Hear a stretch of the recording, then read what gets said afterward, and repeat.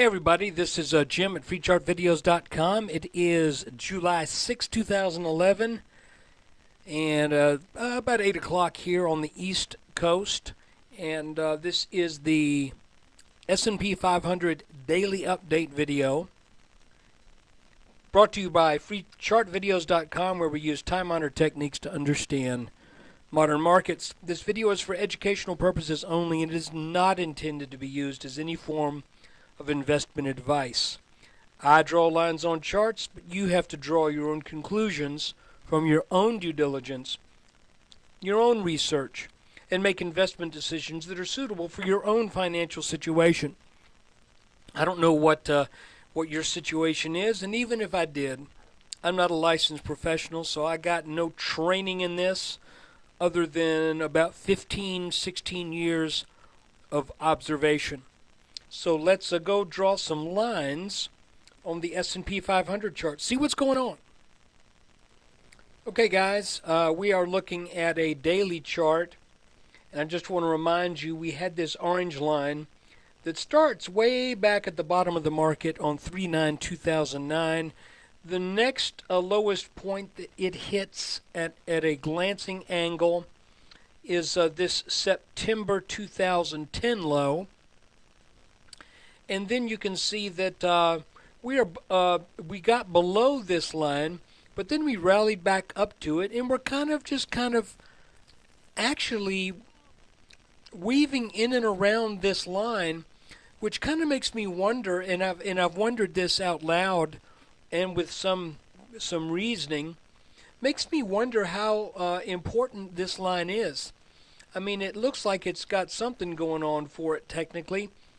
But you remember I mentioned probably about 3 or 4 videos ago that the reason a lot of bears got royally screwed up early on in this market is that they were using this very beginning, this very extreme low on 3/9 as their starting point for all of their analysis.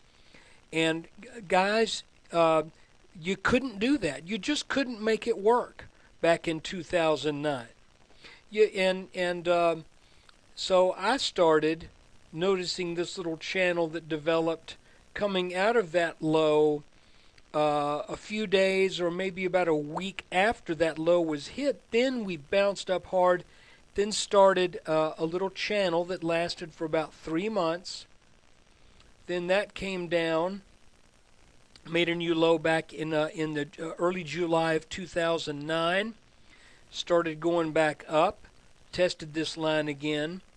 So again, just to make a long story short, there you can see that once the flash crash really crashed when it got through this line, and then it back tested this line. So all of that to say, when I took the area where the markets bounced last week, and I started at that point and then drew that line backwards, I ended up at that very same spot that was working as the starting point for all of that channel action that was taking place back in 2009. So I am watching this line with a lot of interest. It's not the obvious choice, because, obviously everyone looks for the lows on charts. But there are a couple of things that are interesting about this. For one thing, it is almost exactly the same low that was set back in November of 2008. It also almost lines up with the head and the right shoulder of this inverse head and shoulders pattern. And you can see what a nice bounce we got. When we hit that, the S&P had the best week it had had since when? Since back here in July of 2009, I think. Really just a gangbusters week. So now let's move in and take a look at things a little bit closer. I want to show you that that when we came off this bottom, we had made kind of a complex bottom pattern that came out of this rounding. Let's go to a 30-minute so we can see that rounding a little better. You see this, how this rounded up, and then when it started to head up, instead of rounding up, it went straight up, and it went up in this narrow little green channel. Looking at just this channel now, you can see that that it took us up above that orange line. Then we started to go sideways, and guys, this looks to me like we may be consolidating here, as opposed to a reversal. This line right here, I'm going to make this line purple. Why? Because it is, let's go out to a 2-hour chart. Remember, we had two alternate, we had two kind of neckline candidates that we were looking at when we had this inverse head and shoulders right here. One of them started here and ran up a bit. The other one started at this previous February high and came across the April high. So that purple line is what that is. And you can see that once we got over that purple line, we have stayed over it. At least for the last, how long? 3 days. It looks like today early was something of a test of that support. Then we came back and again over this orange line. If we move in a little closer,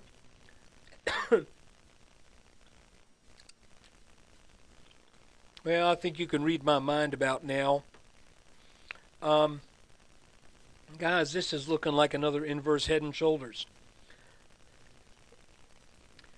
It looks like the market may be consolidating here, and what we need to look for at this point is a break over this purple line of significant move.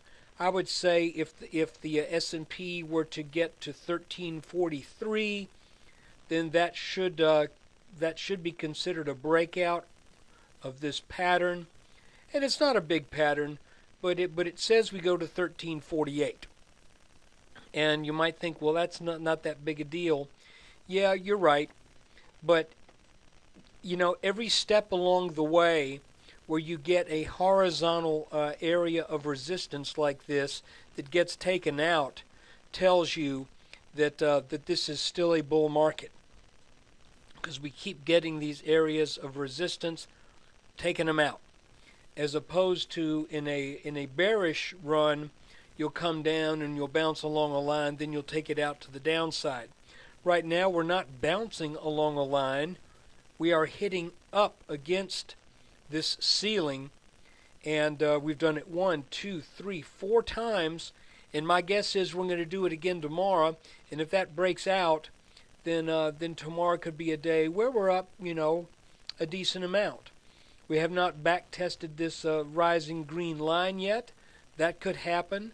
And that's a pretty steep pitch too, guys. So so a back test of this line, shoot, that could, you know, that could happen up close to 1400 for all I know.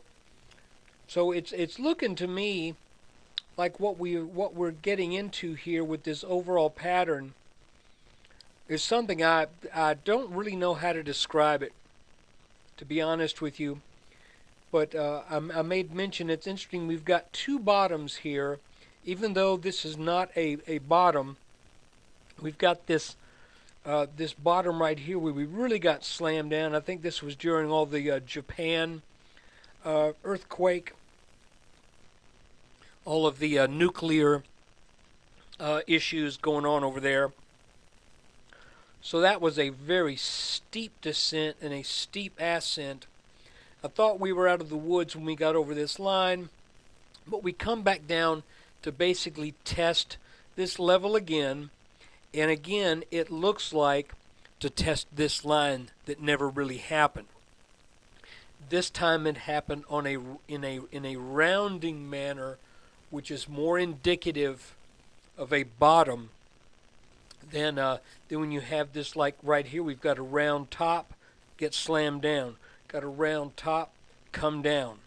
Then we kind of go down in a what looks to be like, all of this may just end up being a bull flag, but you could see once we came down hard off that 1340 level, the markets firmed up and started to round up. So I think that's interesting that we've got that rounding action going on right here. We are currently, again, above this, call it neckline. You can see that this was not very well respected back here in late April and May, and it may not be that well respected in July. But July is usually a pretty good month for the markets. So let's see what's going on. Let's take a real quick look at the Dow Transports. The Dow Transportation average closed at an all-time high today. And make sure I'm saying that right. Yep. I don't know the history of the Dow Transportation averages, but you can see that this was the old high set back in 2008. Let me double check that just to make sure. Yeah, almost that same level back in 2007, but this was the high there.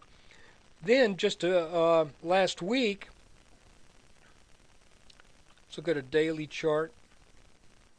Last week we had the shadow of this candle up here set a new high. But the market sold back down into this. Did I say last week? I didn't mean last week. Back in late April. Then we sold down into this rounding pattern, but the transportation average has closed at a new high at 55.6607 according to the BATS exchange, up more than 1%. And a lot of people consider the Dow Jones Transportation Average to be a leading indicator for the general indexes. So if this is true, then we should be in for some more gains in the Dow 30, NASDAQ, and also the S&P. Look, I appreciate you watching this video. I want to remind you that this is brought to you as a free service. I want to keep it free, folks. I really do. So please tell your friends about this, because the only way I've got to keep this free right now is through advertising revenue on the website and on the YouTube partnership, and an occasional video that I frankly give to those who donate a little bit to the cause. I have a current video that is on the semiconductor indexes that, well, actually that one came out a little bit more than a week ago. Right after that came out, the semiconductor index went on about a 6 or 7% run, with SOXL gaining up to 20%. That has pulled back a little bit today, but I think it's going to run again. And then I have a new video that features three stocks, Glue Mobile, MCOR Corporation, and also Claude Resources, a gold miner. And all of these are up since the recommendation. Some of them up pretty good. So the last three videos I've done have all done very well. But look, anyway, if you can do, if you can't, don't worry about it. But if nothing else, come by freechartvideos.com and take a look around, and I'd appreciate it. Thanks.